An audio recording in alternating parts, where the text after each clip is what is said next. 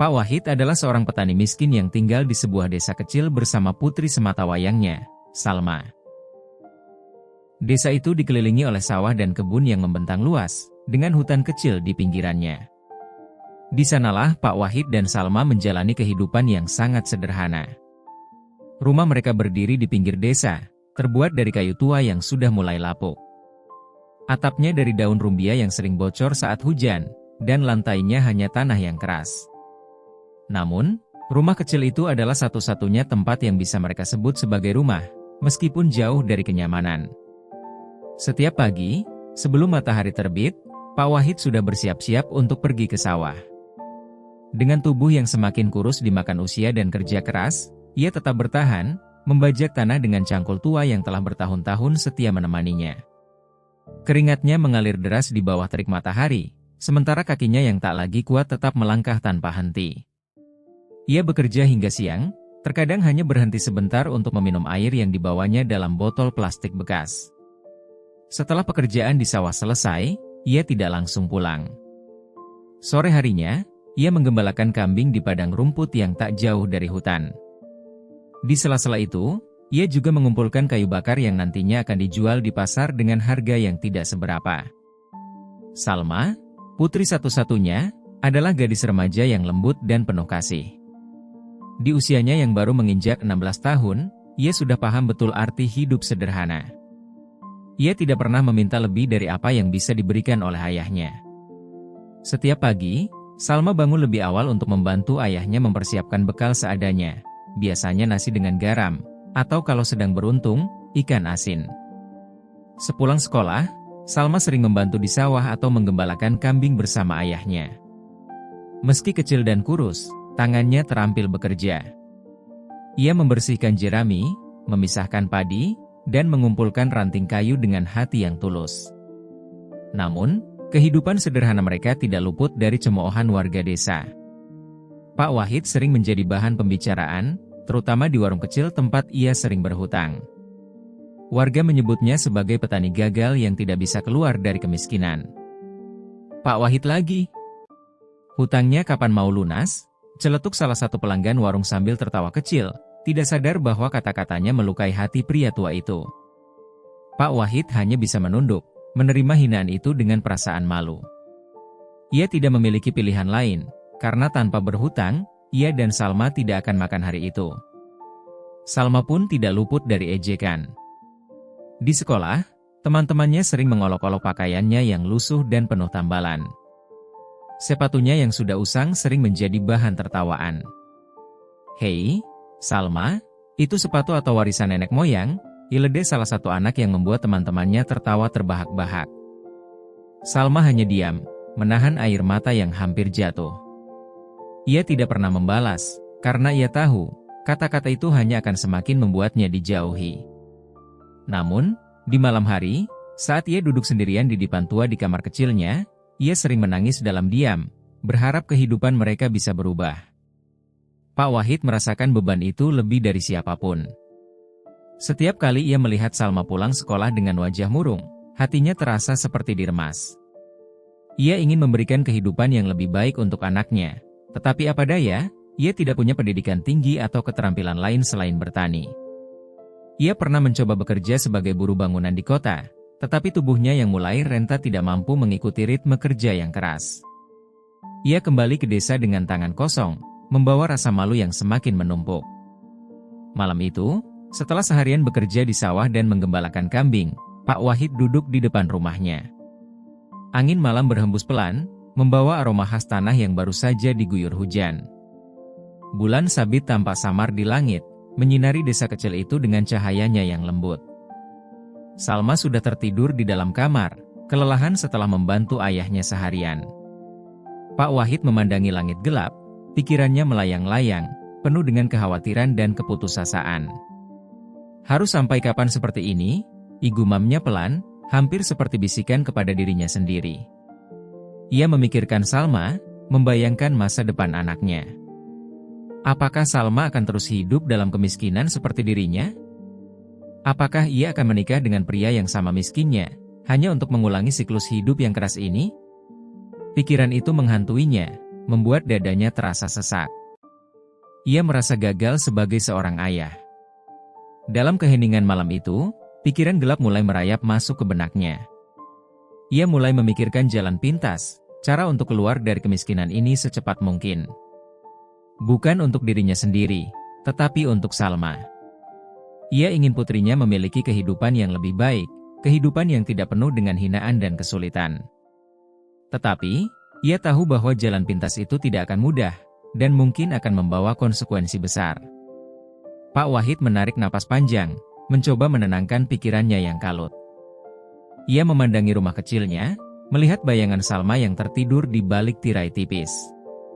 Wajah putrinya yang polos dan lembut adalah satu-satunya alasan ia terus bertahan hingga hari ini. Namun, ia sadar bahwa bertahan saja tidak cukup. Ia harus melakukan sesuatu, apapun itu, demi masa depan Salma. Dan malam itu, dalam keputusasaan yang mendalam, Pak Wahid memutuskan untuk mencari jalan pintas, tanpa mengetahui bahwa keputusannya akan membawa mereka ke dalam perjalanan yang penuh tantangan dan air mata. Malam itu, desas-desus yang pernah ia dengar bertahun-tahun silam kembali terngiang di kepala Pak Wahid. Seorang kawan lamanya, Pak Umar, pernah bercerita tentang sebuah gunung keramat yang dipercaya menyimpan kekuatan mistis. Konon, mereka yang datang ke gunung itu dengan tekad kuat bisa meminta kekayaan dari penguasa hutan, namun selalu dengan harga yang harus dibayar. Pak Wahid yang waktu itu mendengar cerita itu hanya tertawa getir, menganggapnya tak lebih dari dongeng orang-orang tua. Namun kini, dengan beban hidup yang terus menekan, cerita itu terasa seperti secercah harapan. Pak Wahid tidak langsung memutuskan. Ia bergelut dengan pikirannya sendiri selama beberapa hari. Sementara itu, Salma mulai merasa ada yang aneh dengan sikap ayahnya. Pak Wahid sering termenung, duduk di luar rumah lebih lama dari biasanya, memandangi sawah yang gelap di bawah cahaya rembulan. Salma, yang selalu memperhatikan ayahnya, mencoba bertanya. "Ayah, ada apa? Kenapa ayah terlihat begitu murung akhir-akhir ini?" ditanyanya lembut suatu malam, saat mereka sedang makan bersama di lantai tanah rumah kecil mereka. Pak Wahid terdiam sejenak, memandangi piring berisi nasi dingin dan sambal sederhana di tangannya. "Tidak apa-apa, Salma. Ayah hanya lelah." "Kau tak perlu khawatir," jawabnya sambil memaksakan senyum. Namun, Salma tahu itu bukan jawaban sebenarnya. Ia merasa ada sesuatu yang berat sedang dipikirkan oleh ayahnya, tetapi ia tidak ingin memaksanya bercerita. Beberapa hari kemudian, setelah mengumpulkan tekad, Pak Wahid memutuskan untuk pergi ke Gunung Keramat itu. Ia memberitahu Salma bahwa ia harus pergi jauh untuk mencari cara memperbaiki kehidupan mereka. Salma yang mendengar hal itu langsung panik. "Ayah, jangan pergi. Apapun yang ayah rencanakan, aku yakin itu berbahaya," kata Salma dengan air mata menggenang di matanya. Ia memegang tangan ayahnya erat-erat, seolah tidak ingin melepaskannya. Pak Wahid mengusap kepala putrinya dengan lembut. "Salma, ayah melakukan ini untukmu. Kau tak perlu khawatir. Ayah akan kembali membawa kehidupan yang lebih baik untuk kita." Salma mencoba memohon lagi, tetapi tekad Pak Wahid sudah bulat. Ia meninggalkan rumah dengan membawa beberapa bekal sederhana, sebotol air, sepotong roti kering, dan doa yang dipanjatkannya dalam hati. Perjalanan menuju Gunung Keramat itu tidak mudah. Jalanan terjal dan berbatu, dengan hutan lebat yang seolah tidak pernah tidur. Hawa dingin menusuk tulang, dan suara burung hantu serta serangga malam menciptakan suasana yang mencekam. Setelah berjalan selama berjam-jam, akhirnya Pak Wahid tiba di kaki gunung. Ia merasakan aura yang berbeda begitu menginjakkan kaki di sana. Udara terasa lebih berat, dan bau tanah yang lembab bercampur dengan aroma bunga yang tidak dikenalnya. Di depannya, hutan semakin lebat, pohon-pohon besar menjulang tinggi, dan suara-suara misterius terdengar dari kejauhan. Pak Wahid melanjutkan langkahnya dengan hati-hati. Ia tidak tahu harus mencari apa, tetapi nalurinya mengatakan bahwa ia berada di jalur yang benar. Setelah beberapa saat, ia tiba di sebuah area terbuka di tengah hutan. Di sana, ada batu besar berbentuk seperti singgasana, dan di atasnya duduk sosok yang membuat bulu kuduk Pak Wahid berdiri. Itu adalah Raja Kera, sosok mistis yang diceritakan sebagai penguasa hutan keramat. Wujudnya seperti seekor kera raksasa dengan bulu emas yang bersinar di bawah cahaya rembulan. Matanya memancarkan cahaya merah yang tajam, dan suaranya dalam serta bergema saat ia berbicara. "Apa yang kau cari, manusia?" tanya Raja Kera dengan nada yang mengintimidasi. Pak Wahid, meskipun takut, mencoba menenangkan dirinya. Ia membungkuk hormat sebelum menjawab, "Yang mulia, saya datang untuk memohon kekayaan. Hidup saya dan putri saya sangat menderita. Saya ingin memberikan kehidupan yang lebih baik untuk anak saya." Raja Kera mengamati Pak Wahid dengan tatapan tajam, seolah membaca setiap sudut hatinya. "Kekayaan bukanlah hal yang datang tanpa pengorbanan, manusia. Apa yang kau siap korbankan untuk mendapatkan apa yang kau inginkan?" Pak Wahid terdiam. Ia tahu akan ada syarat, tetapi ia tidak menyangka pertanyaannya akan begitu langsung. "Apapun, Yang Mulia. Saya akan lakukan apa saja demi putri saya." Raja Kera tertawa kecil, suaranya menggema di seluruh hutan. "Baiklah. Aku bisa memberikanmu kekayaan yang melimpah. Namun, ada satu syarat. Putrimu, Salma, harus tinggal di sini dan menjadi bagian dari hutan ini. Ia akan menjadi pendampingku, seorang istri bagi Raja Kera." Kata-kata itu bagaikan petir yang menyambar Pak Wahid. Matanya membelalak, dan tubuhnya terasa kaku. "Salma? Tidak.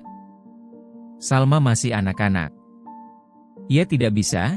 Pak Wahid mencoba menolak, tetapi Raja Kera mengangkat tangannya, menghentikannya. "Pikirkan baik-baik, manusia.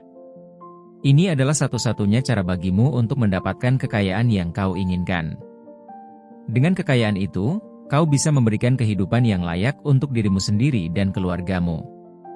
Tetapi jika kau menolak, kau akan kembali ke kehidupanmu yang sekarang, penuh kemiskinan dan hinaan," ujar Raja Kera dengan nada tegas. Pak Wahid bergelut dengan pikirannya. Hatinya berkata tidak, tetapi pikirannya berkata lain. Ia membayangkan Salma yang selalu menderita, diejek oleh teman-temannya, dan hidup dalam kesulitan. Ia merasa bahwa ini adalah kesempatan sekali seumur hidup, meskipun itu berarti mengorbankan putrinya. Dalam keputusasaan, dengan suara yang bergetar, Pak Wahid akhirnya berkata, "Baiklah, Yang Mulia. Saya menerima syarat itu." Raja Kera tersenyum lebar, menampakkan taringnya yang tajam. "Bagus. Kau telah membuat keputusan yang bijak. Kembalilah ke rumahmu. Kekayaan yang kau minta akan datang esok pagi, tetapi ingat, Salma harus datang ke hutan ini dalam waktu 3 hari." Pak Wahid mengangguk lemah, kemudian berjalan pulang dengan hati yang hancur. Ia tidak tahu bagaimana cara menyampaikan keputusan itu kepada Salma. Di satu sisi, ia merasa seperti seorang ayah yang mengkhianati anaknya sendiri. Di sisi lain, ia berharap ini adalah awal dari kehidupan yang lebih baik. Sepulang dari Gunung Keramat, Pak Wahid diselimuti rasa gelisah dan penyesalan. Namun, sebelum ia bisa benar-benar memikirkan keputusan yang baru saja diambilnya, hal-hal aneh mulai terjadi di sekitarnya. Esok paginya, ketika ia melangkah ke sawah yang biasanya tandus, ia terkejut melihat hamparan padi yang menguning, siap dipanen. Tanaman-tanaman yang sebelumnya terlihat meranggas kini tumbuh subur tanpa tanda-tanda hama atau penyakit. Pak Wahid hampir tidak percaya dengan apa yang dilihatnya. Ia bahkan mencubit lengannya sendiri, memastikan bahwa ini bukan mimpi. Namun, keajaiban itu tidak berhenti di situ. Ketika ia kembali ke kandang kambing, ia menemukan bahwa kambing-kambingnya yang sebelumnya hanya sedikit kini bertambah banyak. Beberapa di antaranya terlihat baru saja melahirkan, meskipun sebelumnya tidak ada tanda-tanda kebuntingan. Hari itu, saat ia kembali ke rumah dengan pikiran yang bercampur aduk, Pak Wahid mendapati sesuatu yang jauh lebih mengejutkan. Di meja kayu kecil yang ada di ruang tengah rumahnya, tergeletak tumpukan uang yang terbungkus rapi. Ia tidak tahu dari mana uang itu berasal, tetapi jumlahnya begitu banyak, jauh lebih besar daripada yang pernah ia bayangkan. Pak Wahid hanya bisa berdiri terpaku, sementara Salma yang baru saja pulang dari mengambil air melihat tumpukan uang itu dengan bingung. "Ayah, uang dari mana ini?" tanya Salma dengan nada khawatir. Pak Wahid tersentak dari lamunannya. Ia segera mengumpulkan tumpukan uang itu dan memasukkannya ke dalam karung tua yang biasa ia gunakan untuk membawa hasil panen. "Ini rezeki, nak. Tuhan telah mendengar doa kita," jawabnya dengan senyum yang dipaksakan, mencoba menutupi kegelisahannya. Hari demi hari berlalu, dan perubahan dalam hidup Pak Wahid mulai menarik perhatian warga desa.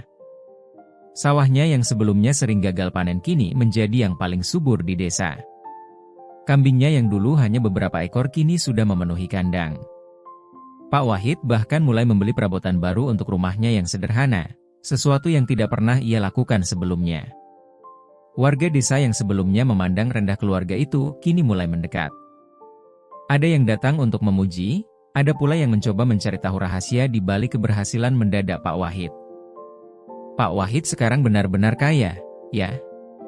Panennya melimpah, kambingnya banyak, bahkan katanya beliau punya uang untuk membeli tanah baru, bisik salah seorang warga di pasar. "Betul, aku dengar beliau berencana membangun rumah baru juga, timpal yang lain." Namun, desas-desus ini juga memunculkan kecurigaan di antara beberapa warga. "Tapi aneh, ya. Kok tiba-tiba hidupnya berubah drastis? Jangan-jangan ada sesuatu yang tidak beres," ujar seorang tetangga yang sering iri pada Pak Wahid.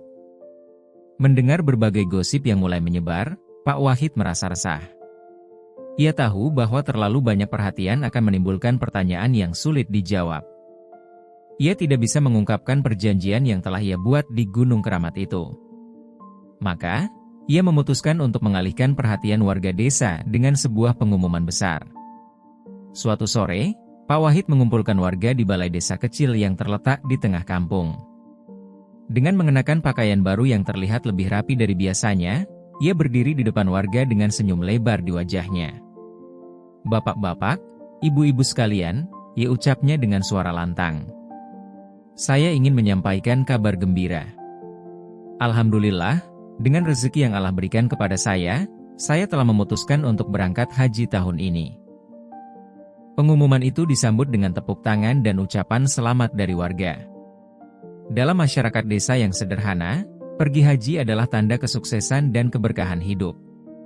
Pengumuman ini tidak hanya membuat warga terkagum-kagum, tetapi juga mengalihkan perhatian mereka dari perubahan drastis dalam hidup Pak Wahid. Salma, yang berdiri di belakang ayahnya, merasa ada sesuatu yang aneh dengan semua ini. Ia tahu bahwa kekayaan mendadak yang mereka alami bukanlah sesuatu yang biasa. Salma mencoba bertanya kepada ayahnya saat mereka sudah kembali ke rumah. "Ayah, kenapa tiba-tiba ayah ingin pergi haji? Apakah ayah tidak ingin memperbaiki rumah dulu atau menyimpan uang untuk masa depan?" ditanyanya dengan nada ragu. Pak Wahid menghela napas panjang. Ia menatap putrinya dengan mata yang mulai basah. "Salma, ayah ingin kita menjalani hidup yang lebih baik. Dengan pergi haji, ayah berharap warga desa tidak lagi memandang rendah kita.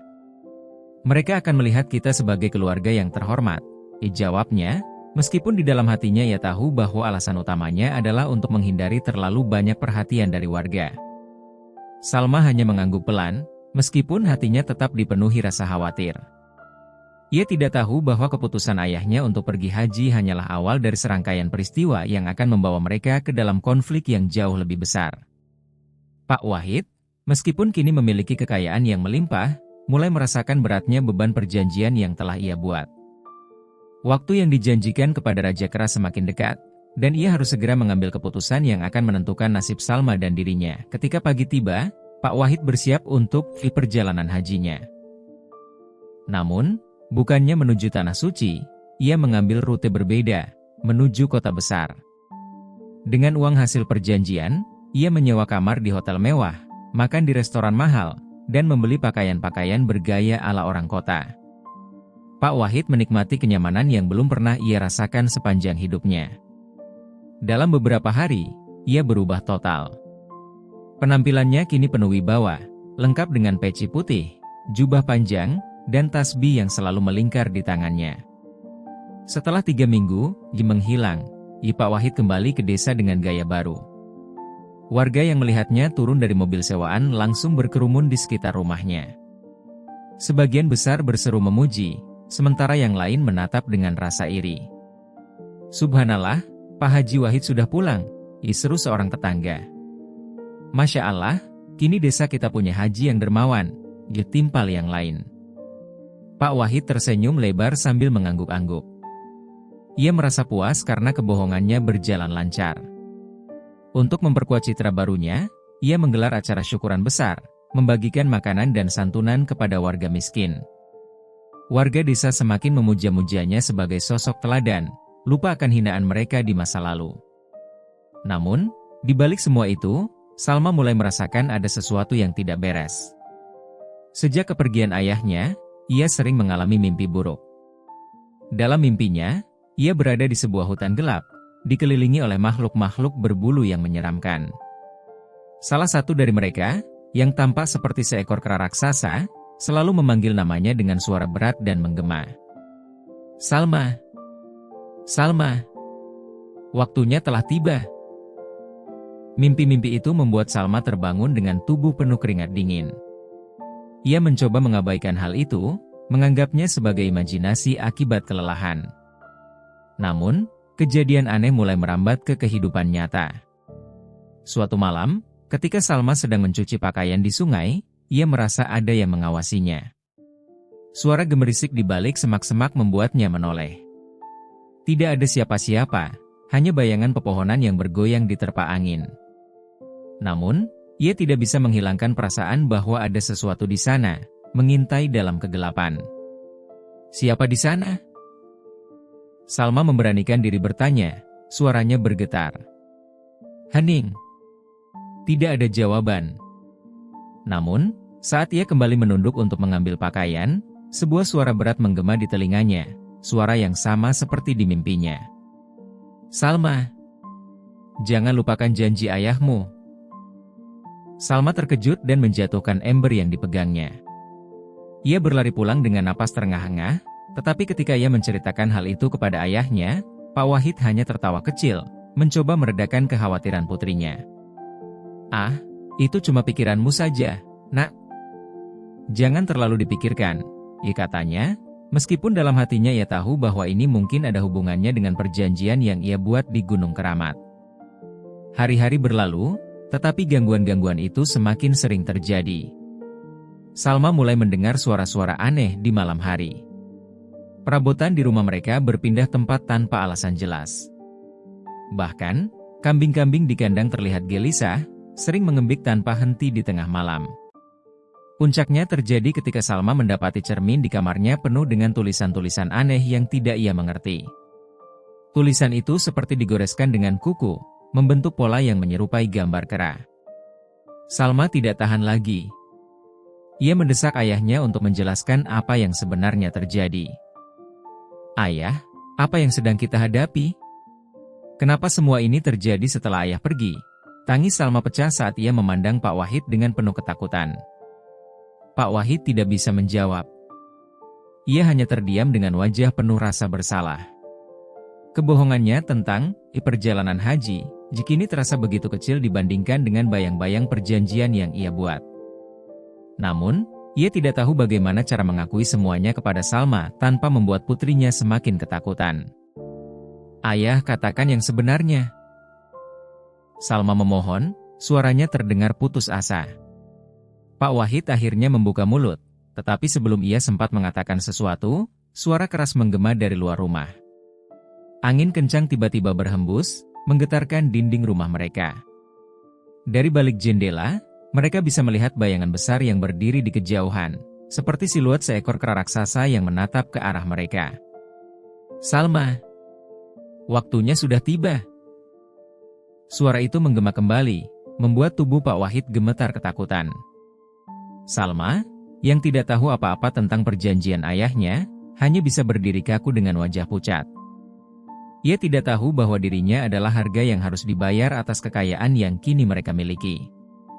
Pak Wahid tahu, kebohongannya sudah tidak lagi relevan. Setelah malam penuh gangguan itu, Salma mulai merasakan perubahan yang aneh pada tubuhnya. Awalnya, ia hanya sering merasa lelah, sesuatu yang ia anggap sebagai akibat dari pekerjaan rumah tangga yang berat. Namun, rasa lelah itu perlahan berubah menjadi mual yang muncul setiap pagi. Salma mencoba mengabaikannya, Tetapi gejala itu semakin parah. Suatu pagi, saat sedang mencuci piring, Salma tiba-tiba merasa pusing. Kepalanya berputar, dan tubuhnya ambruk di lantai dapur.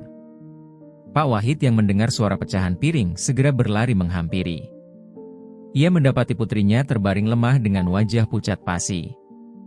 Panik, ia membopong Salma ke tempat tidur. "Ayah, aku tidak apa-apa, hanya sedikit pusing," kata Salma lirih, meskipun tubuhnya gemetar. Pak Wahid menggeleng, mencoba menenangkan dirinya. "Ini bukan hal biasa, Nak. Kita harus mencari tahu apa yang terjadi." Namun, situasi menjadi semakin membingungkan ketika Salma mulai menyadari bahwa perutnya perlahan membesar, seperti seorang wanita yang sedang mengandung. Awalnya ia mengira tubuhnya hanya membengkak karena kurang gerak atau terlalu banyak makan. Tapi ketika perutnya mulai terlihat jelas meskipun tubuhnya yang lain tetap kurus, Salma mulai panik.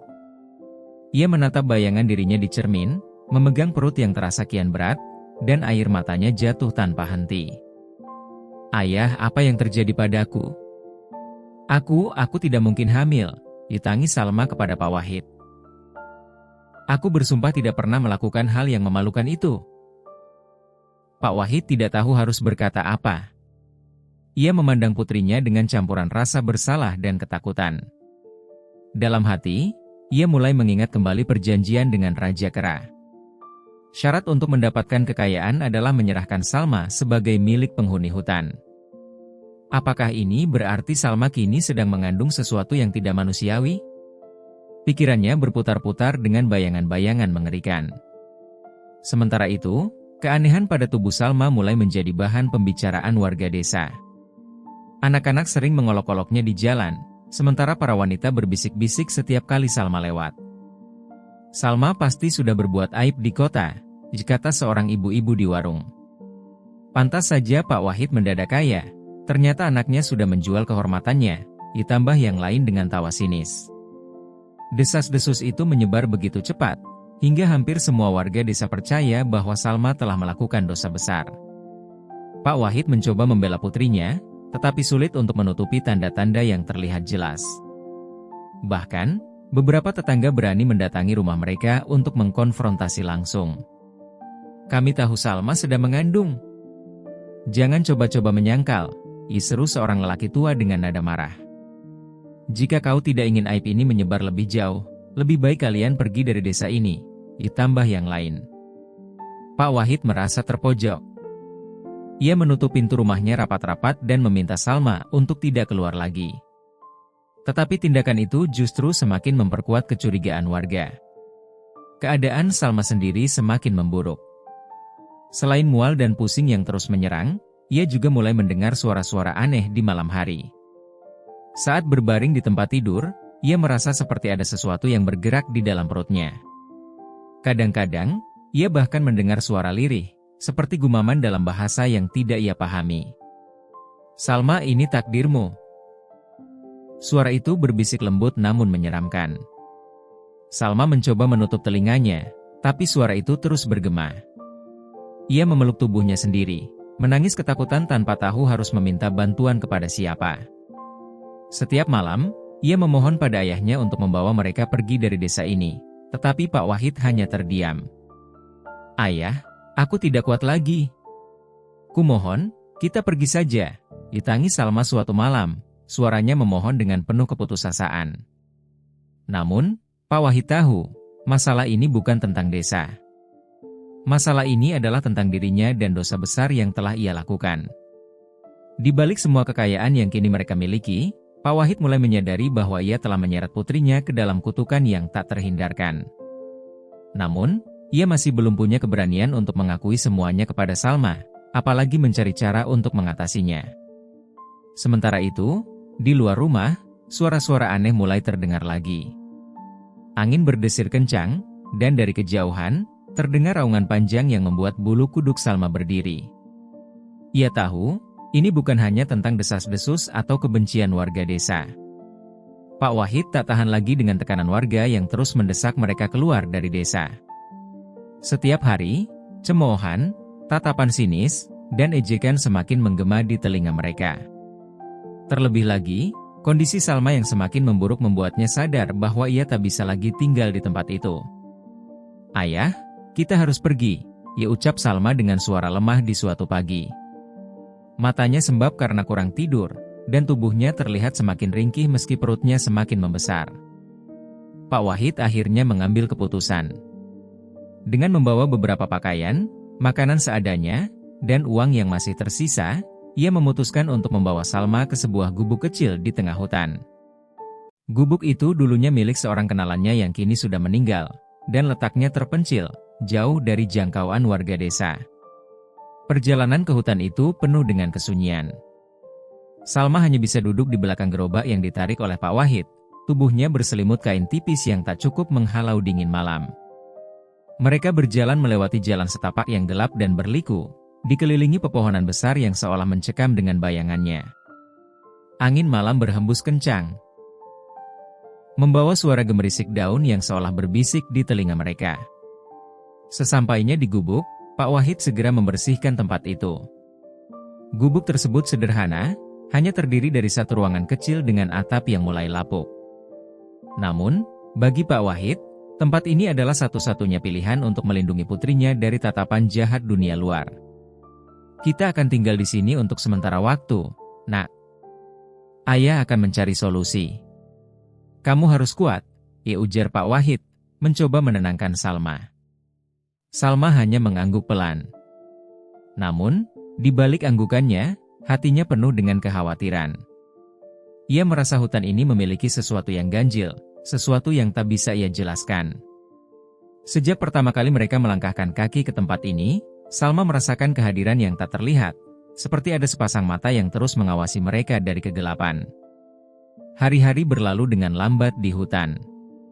Pak Wahid keluar setiap pagi untuk mencari kayu bakar atau berburu hewan kecil demi bertahan hidup. Sementara itu, Salma menghabiskan waktu di gubuk, berusaha menjaga dirinya tetap tenang meski seringkali merasa gelisah. Namun, kegelisahan Salma semakin memuncak ketika malam tiba. Di hutan yang gelap gulita, ia sering mendengar suara-suara aneh. Suara ranting patah, gemerisik daun, atau langkah kaki yang berat seolah mendekati gubuk. Salma mencoba meyakinkan dirinya bahwa itu hanya suara binatang liar, tetapi setiap malam, suara itu semakin dekat. Suatu malam, ketika Pak Wahid sedang tertidur lelap, Salma mendengar suara yang lebih jelas. Bukan sekadar gemerisik, melainkan suara tawa kecil yang bergema di udara. Suara itu terdengar seperti tawa makhluk yang bukan manusia. Dengan gemetar, Salma mendekati jendela kecil di gubuk itu dan mengintip keluar. Namun, yang dilihatnya hanyalah kegelapan pekat. Pak Wahid pun tidak luput dari teror. Ia mulai dihantui oleh mimpi-mimpi buruk setiap kali tidur. Dalam mimpinya, ia melihat Raja Kera duduk di atas singgasana batu, memandangnya dengan tatapan tajam. "Wahid, waktunya telah tiba," suara Raja Kera menggema di kepalanya. "Kau telah menerima kekayaan dariku, dan sekarang saatnya untuk membayar harganya." Pak Wahid berusaha menyangkal. "Tidak. Beri aku waktu lebih lama. Salma masih anak-anak, dia tidak bisa." Namun, Raja Kera hanya tertawa sinis. "Kau yang memilih ini, Wahid. Kau yang menandatangani takdirmu.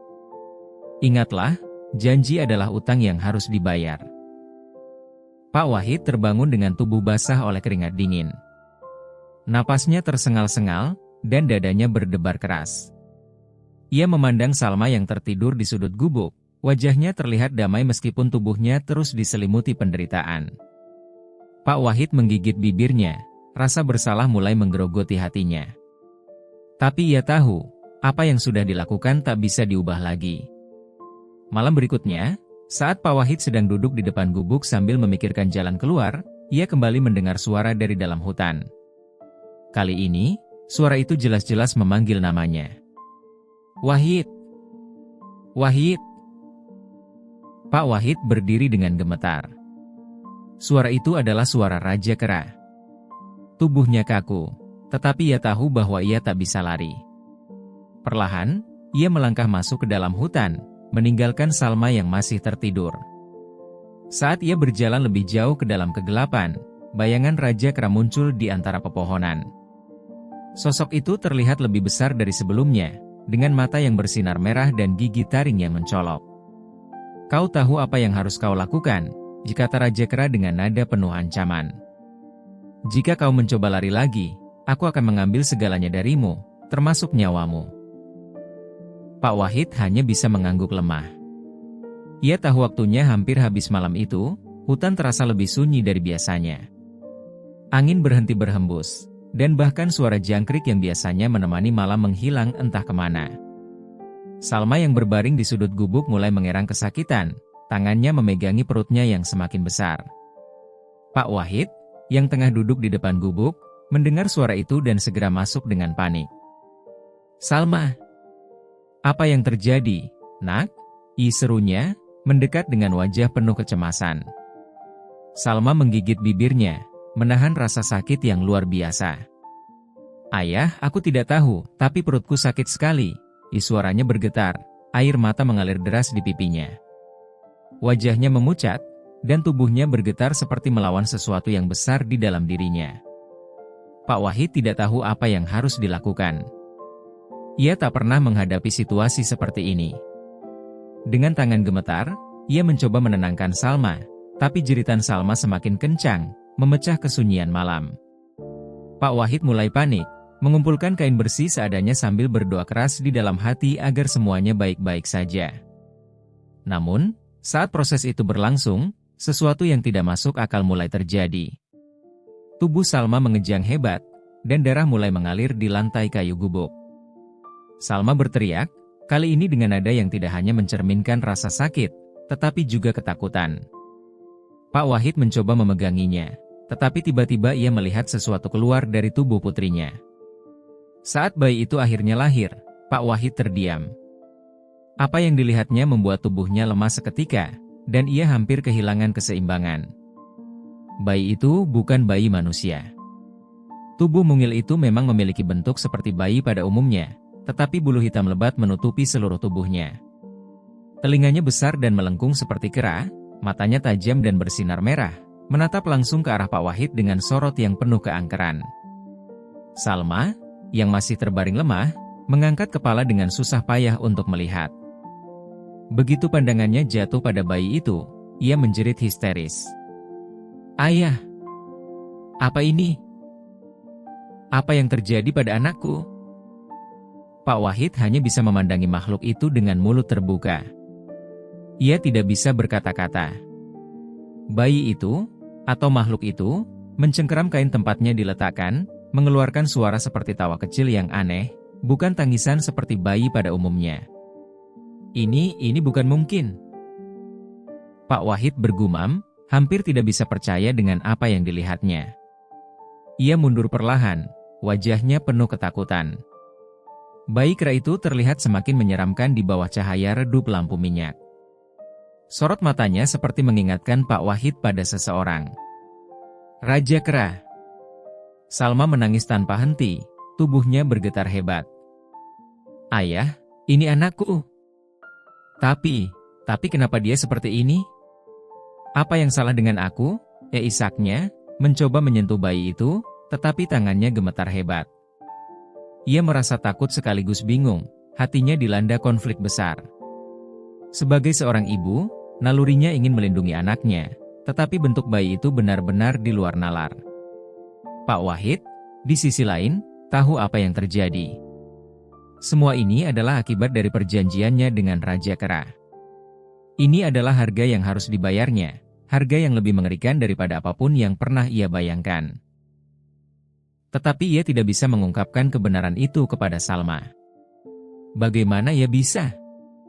Bagaimana mungkin ia mengakui bahwa ia telah menyerahkan putrinya sebagai bagian dari kesepakatan yang membawa mereka ke dalam mimpi buruk ini? Pak Wahid hanya bisa memandang Salma dengan wajah penuh rasa bersalah. Ia ingin berkata, ingin menjelaskan, tetapi lidahnya keluh. Sementara itu, bayi kera itu terus bergerak, mengeluarkan suara-suara aneh yang membuat bulu kuduk Pak Wahid meremang. "Salma, dengarkan ayah," Pak Wahid akhirnya berkata dengan suara serak. "Kita harus mencari jalan keluar. Ini semua salah ayah. Air mata mulai mengalir di pipinya, sesuatu yang jarang terjadi pada pria itu. Ia merasa seluruh hidupnya hancur berantakan. Salma memandang ayahnya dengan mata penuh air mata. "Ayah, katakan apa yang sebenarnya terjadi. Kenapa ini semua bisa terjadi pada kita?" teriaknya, suaranya penuh dengan keputusasaan. Pak Wahid hanya bisa memalingkan wajahnya, tidak mampu menjawab pertanyaan putrinya. Di dalam hatinya, ia tahu bahwa Raja Kera pasti akan kembali untuk menuntut lebih banyak lagi. Keesokan paginya, gemuruh hutan yang biasanya damai tiba-tiba pecah oleh langkah-langkah tergesa seorang pria yang berlari dari arah gubuk Pak Wahid. Warga desa mengenalnya sebagai Pak Jaya, seorang pemburu yang sering menjelajahi hutan. Wajahnya pucat pasi, keringat bercucuran, dan napasnya tersengal-sengal saat tiba di tengah desa. Aku melihat sesuatu di hutan," serunya dengan nada gemetar. Beberapa orang yang sedang berkumpul di balai desa segera menghampirinya. Mereka penasaran, tetapi juga khawatir karena Pak Jaya dikenal bukan tipe orang yang mudah ketakutan. "Ada apa, Pak Jaya? Apa kau melihat harimau?" tanya seorang warga, mencoba menebak. Pak Jaya menggelengkan kepala dengan kuat. Bukan harimau. Ini lebih buruk. Aku melihat anak Pak Wahid, dia melahirkan seekor kera," ucapnya terbata-bata, tetapi cukup keras untuk membuat semua orang yang mendengarnya tertegun. "Kera? Apa maksudmu?" "Jangan bicara sembarangan, Pak Jaya," serga salah satu warga, setengah percaya dan setengah tidak. Pak Jaya mengangkat tangannya dengan tegas. "Aku bersumpah atas nama Tuhan. Aku melihat dengan mata kepalaku sendiri." Ada suara jeritan dari gubuk mereka. Aku penasaran dan mendekat. Lalu aku melihat Salma, terbaring dengan darah di sekitarnya, dan seekor bayi kera. Kera itu hidup, dan bulunya lebat seperti makhluk dari dunia lain. Pak Jaya gemetar saat mengingat apa yang dilihatnya. Berita itu langsung menyebar seperti api yang disiram bensin. Warga desa yang sebelumnya sudah curiga dengan perubahan mendadak dalam hidup Pak Wahid kini merasa yakin bahwa ada sesuatu yang tidak wajar. Mereka mulai mengaitkan segala keanehan, kekayaan mendadak, gelar hajinya yang tiba-tiba, dan kabar Salma yang menghilang ke hutan.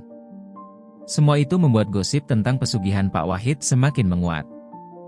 Sore itu, sekelompok warga berkumpul di rumah kepala desa. Mereka datang dengan membawa keresahan dan kemarahan. "Pak Kepala Desa, kita tidak bisa diam saja. Kalau benar Pak Wahid melakukan pesugihan, itu bisa membawa kutukan untuk seluruh desa ini," seru salah seorang warga. "Kita harus periksa sendiri kebenarannya," tambah yang lain dengan nada penuh emosi. "Kalau benar anaknya melahirkan makhluk seperti itu, kita harus mengusir mereka dari desa." Pak Kepala Desa, seorang pria tua yang biasanya tenang, mengangguk perlahan. "Kita tidak bisa langsung mengambil kesimpulan. Tapi baiklah, aku akan memimpin kalian untuk memastikan semuanya. Jika yang dikatakan Pak Jaya itu benar, maka kita harus bertindak." Malam itu, obor-obor dinyalakan, dan kerumunan warga bergerak menuju hutan. Langkah mereka mantap, wajah-wajah mereka mencerminkan campuran antara rasa takut, penasaran, dan kemarahan. Di gubuk kecil di tengah hutan, Pak Wahid dan Salma tidak tahu apa yang akan terjadi. Salma, yang masih lemah setelah peristiwa malam sebelumnya, duduk di sudut gubuk sambil memeluk bayi kera itu. Meski bentuknya mengerikan bagi kebanyakan orang, Salma merasa ada ikatan yang aneh dengan makhluk itu. Ia menatapnya dengan tatapan penuh air mata, bingung harus bagaimana menyikapi semua ini. "Salma, taruh makhluk itu. Kita harus memikirkan cara agar semua ini berakhir." Pak Wahid berkata dengan nada putus asa, berjalan mondar-mandir di dalam gubuk. "Tapi ayah, ini anakku," geliri Salma, suaranya nyaris tak terdengar. "Aku tahu ini salah, tapi dia tetap darah dagingku." Pak Wahid hendak menjawab, tetapi tiba-tiba suara gaduh terdengar dari luar. Ia melangkah ke pintu dan mengintip dari celah kayu. Wajahnya langsung memucat ketika melihat puluhan warga mendekati gubuk mereka dengan obor di tangan. "Salma, kita dalam bahaya," bisiknya keras. "Warga datang ke sini. Mereka pasti tahu tentang makhluk itu. Salma memandang ayahnya dengan ketakutan. Apa yang akan kita lakukan, Ayah? Aku tidak mau mereka mengambil anakku. Pak Wahid mencoba berpikir cepat, tetapi sebelum ia bisa mengambil tindakan, pintu gubuk mereka didobrak dengan keras.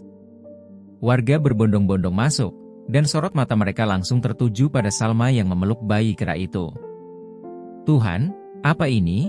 Salah seorang warga berteriak dengan nada penuh kengerian. Lihat! Itu benar-benar kera. Pak Jaya tidak berbohong, seru yang lain. Pak Wahid mencoba berdiri di antara warga dan putrinya. Tolong biarkan kami menjelaskan, suaranya terdengar lemah, tetapi tak ada yang mendengarkan.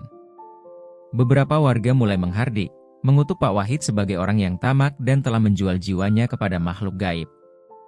Kami tahu apa yang kau lakukan, Wahid, seorang pria tua berseru. Kau membuat perjanjian dengan iblis. Kau membawa kutukan ke desa ini. Pak Wahid hanya bisa menunduk, tubuhnya bergetar di bawah tekanan. Salma memeluk bayi kera itu lebih erat, sementara air matanya terus mengalir. Ia ingin berteriak, ingin membela ayahnya, tetapi ia tidak tahu harus berkata apa. Situasi semakin tegang, dan beberapa warga bahkan mengusulkan agar mereka diusir atau dibakar sebagai tanda pengusiran kutukan. Namun, sebelum sesuatu yang buruk terjadi, suara dari kejauhan bergema, menggetarkan malam. Suara itu dalam dan menyeramkan, seperti suara yang tidak berasal dari manusia. Berhenti! Suara Raja Kera menggema, memaksa semua orang untuk diam. Mata warga desa terbelalak, dan ketakutan mulai melingkupi mereka. Esa itu begitu sunyi malam itu, namun ketegangan di udara terasa begitu nyata. Warga yang merasa ketakutan dan dihantui oleh desas-desus tentang pesugihan Pak Wahid, kini datang berbondong-bondong menuju gubuk di tengah hutan. Mereka membawa obor yang menyala terang, cahaya api yang mengintimidasi kegelapan malam. Beberapa di antara mereka membawa senjata tajam. Mungkin untuk berjaga-jaga, meskipun tak ada satupun yang benar-benar tahu apa yang akan terjadi. Pak Wahid berdiri kaku di depan gubuk, matanya terpaku pada kerumunan yang mendekat dengan langkah tegas. Jantungnya berdebar keras, dan seolah setiap napasnya semakin berat. Ia tahu apa yang akan terjadi. Salma berdiri di sampingnya, menggenggam tangan ayahnya dengan kuat, sementara bayi kera yang masih kecil itu digendong di pelukannya. Tangan Salma gemetar, tetapi ia tidak bisa melepaskan anak itu.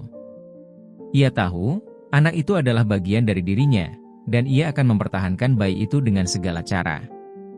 Pak Wahid menatap Salma, melihat ketakutan di mata putrinya yang biasanya penuh keceriaan. Kini, wajahnya tampak hancur, seolah teriris oleh kenyataan yang begitu pahit. Tak ada yang menginginkan kejadian ini, dan tentu saja, tak ada yang menginginkan bayi kera itu. Namun, kehidupan tak pernah adil. Dan tak ada jalan untuk kembali. Di depan mereka, warga desa semakin dekat, terlihat penuh dengan kemarahan dan kebingungan. Salah satu warga, seorang ibu tua yang selalu merasa lebih tahu segalanya, melangkah maju dengan tajam. Pak Wahid, kami tidak ingin lagi tinggal bersama orang yang telah membawa kutukan. Pergilah dari desa ini. Kalian tidak diinginkan di sini. Ucapan itu bagaikan tamparan keras bagi Pak Wahid. Ia merasa seolah dunia di sekelilingnya runtuh, dan hatinya remuk. Ia memandang ke arah wajah-wajah yang dahulu ia kenal, yang kini tampak penuh kebencian. Mereka bukan lagi orang-orang yang dulu saling sapa dan berbicara dengan ramah. Kini mereka adalah sekumpulan orang asing yang ingin menjauhinya. Pak Haji, kami tidak lagi percaya padamu, ditambah seorang pemuda, suaranya penuh amarah. Kau telah membawa kutukan kepada kami semua. Jangan harap ada yang ingin melihatmu lagi di sini. Pak Wahid menatap para warga itu dengan mata yang penuh keputusasaan. Ia ingin berteriak, ingin mengatakan bahwa ia tidak pernah berniat membuat kekacauan, bahwa semua ini terjadi karena kesalahan fatalnya. Namun, kata-kata itu seperti terkunci di tenggorokannya.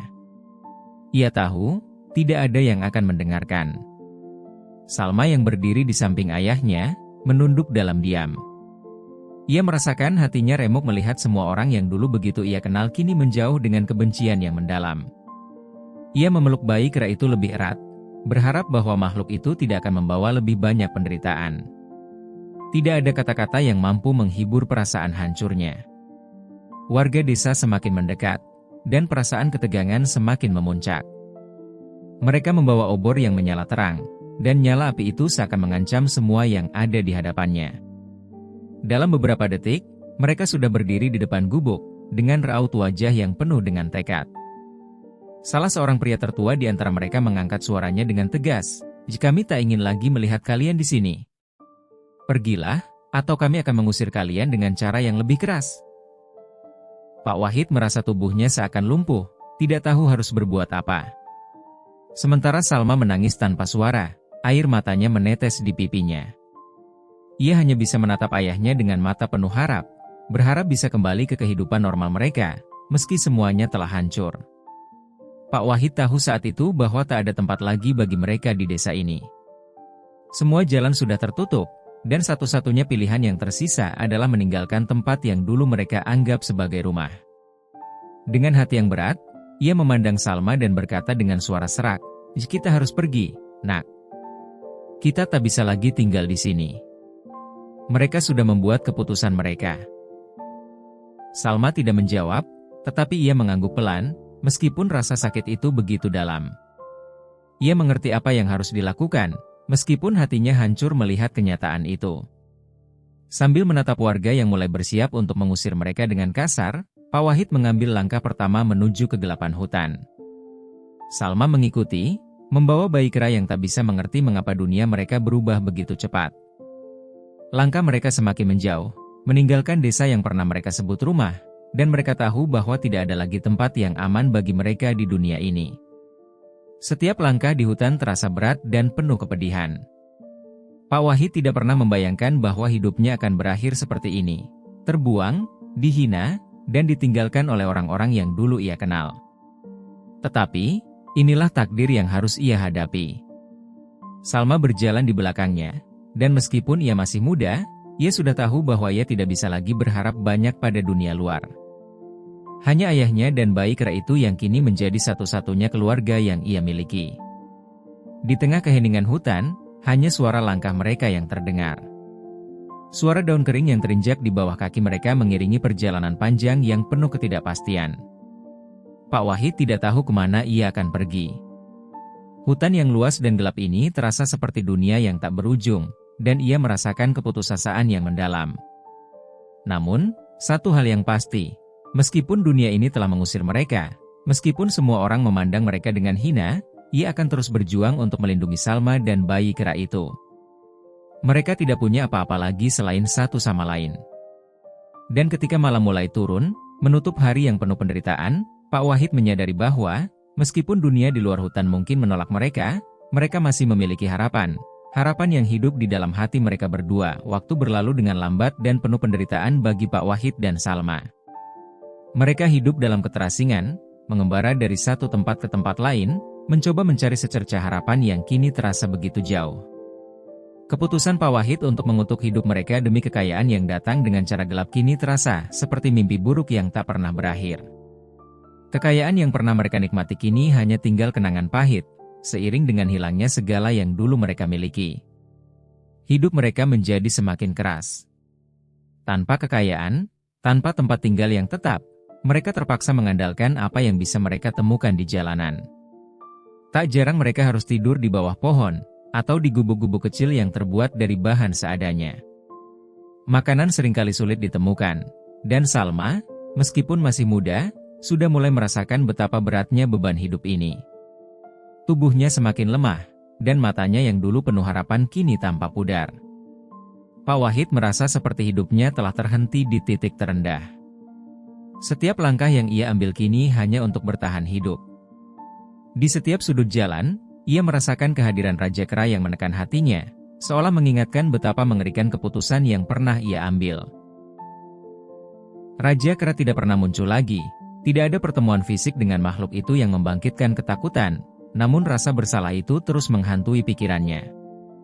Setiap malam, saat ia terbaring dalam gelap, bayangan Raja Kera tampak muncul dalam mimpi-mimpinya. Suara tawa yang penuh kekuatan, suara yang membawa ancaman dan peringatan, seolah menuntut janji yang belum terpenuhi. Pak Wahid menyesali pilihan itu dengan segenap hatinya. Jika saja ia bisa memutar waktu, jika saja ia bisa menghapus semua kesalahan itu, mungkin hidupnya tidak akan berakhir seperti ini.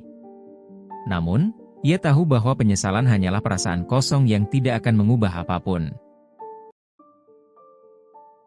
Mereka terjebak dalam nasib yang telah mereka ciptakan. Tidak ada yang bisa membebaskan mereka dari hukuman yang tak kasat mata ini, selain mungkin pengampunan yang sejati, pengampunan yang Pak Wahid sendiri merasa sangat sulit untuk mendapatkannya. Di sisi lain, Salma menjalani kehidupannya dengan penuh kesabaran, meskipun hatinya dipenuhi dengan kesedihan dan kebingungannya sendiri. Ia merawat bayi kera itu dengan penuh kasih sayang, meskipun hatinya terus bertanya-tanya apakah anak itu benar-benar bagian dari takdir yang harus diterima ataukah suatu kutukan yang tak bisa dihindari. Setiap kali ia memandang mata bayi itu, yang tampak penuh harapan dan ketidakberdayaan, ia merasa ada perasaan yang sulit dijelaskan, sebuah rasa tanggung jawab yang mendalam untuk menjaga makhluk itu, meskipun ia tahu bahwa hidup mereka telah diubah selamanya oleh keputusan ayahnya. Bayi kera itu, meskipun tidak sepenuhnya manusia, mulai tumbuh dengan kepribadian yang tak terduga. Ia mulai berbicara dalam bahasa yang tak dimengerti, dan meskipun tampaknya mengerti emosi orang di sekitarnya, ia selalu mengingatkan Salma tentang harga yang harus dibayar. Ketika Salma memandangnya, ia sering teringat akan masa lalu yang penuh harapan, sebelum semuanya berubah menjadi mimpi buruk. Namun, ia tidak bisa melepaskan bayi kera itu. Ia berjanji untuk merawatnya sampai akhir hidupnya, meskipun dunia luar memandang mereka dengan jijik dan kebencian. Di dalam hatinya, Salma terus berdoa.